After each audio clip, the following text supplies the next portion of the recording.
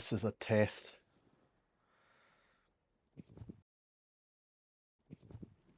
A test of this microphone, a test of this setup, a test, an experiment.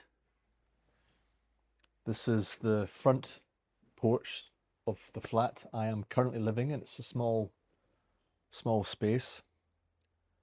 I have never sat here before. In over 15 months, I've never sat in a chair in the patio with the sun up there, with the earth rotating eastward on its axis of 23 something degrees. Just a reminder that you're on a planet, in a solar system, in a galaxy, in billions of billions of billions of galaxies, and who knows? I mean, really, who knows? So every day I remind myself of that. And it's a way of getting perspective, zooming out.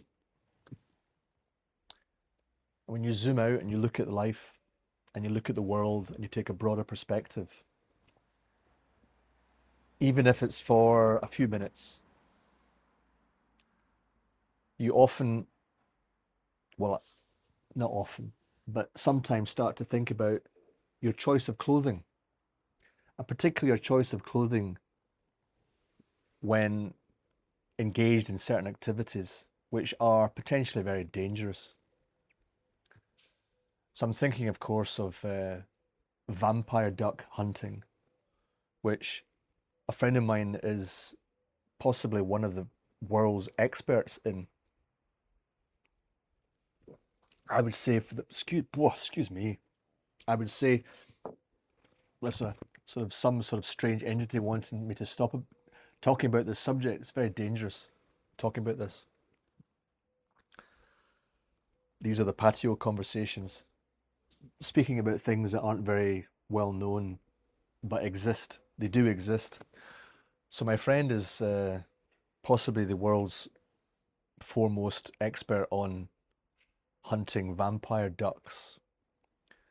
And he will tell you a lot more. In fact, I may interview him about this subject because it has implications for the future of humanity, because people don't realize that vampire ducks are in huge supply.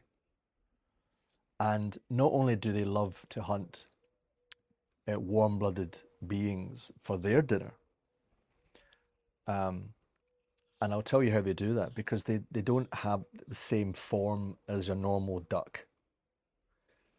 Okay, they're called ducks because for some reason, when they take a not human form, they take a form, they look like ducks, but actually they are vampiric beings from other worlds. Please, just take it for granted that this is happening. And so people who suddenly lose a lot of energy and a lot of, it's not, it's an explanation, it's not being put out there. These vampire ducks. And so to hunt these vampire ducks and to become part of this vampire duck hunting, it's quite hard to say that, vampire duck hunting. Vampire duck hunting crew. It requires the development of a certain set of skills, combining the intuition around this part of our body up into the imagination to be able to see them. So seeing them is hard enough. Once you've learned to see them,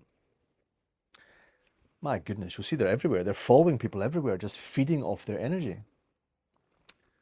Now, where do these vampire ducks come from? Well, again, we'll find out more in the interview, but from what I gather, they co-evolved with us up to that Neanderthal period, where they were much more friendly. They say that humans or Neanderthals or even Cro-Magnon man previous to that, and all the humanoids previously, we had a very different relationship with animals. We coexisted with the birds there, with the trees, with the light. We talked to them. Very different consciousness, different kind of consciousness. And now look at us. Now look at how we've all gone a bit mad. Um, so hopefully it's just a phase. But coming back to vampire ducks, and the beginning of the story is that when you're hunting a vampire duck, it's very important to wear the right trousers. I'll say that again, just so that you bring it in. It's very important when you're hunting vampire ducks to wear, to not wear the wrong trousers and to wear the right trousers. Why? It's all to do with the fangs.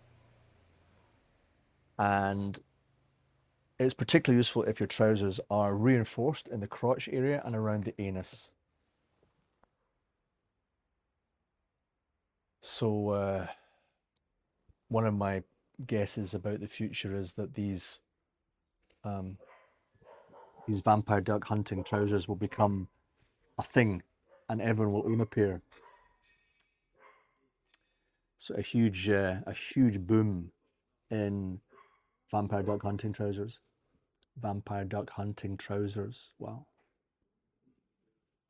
Who'd have thought you'd been listening to this today? Good now. Ciao for now.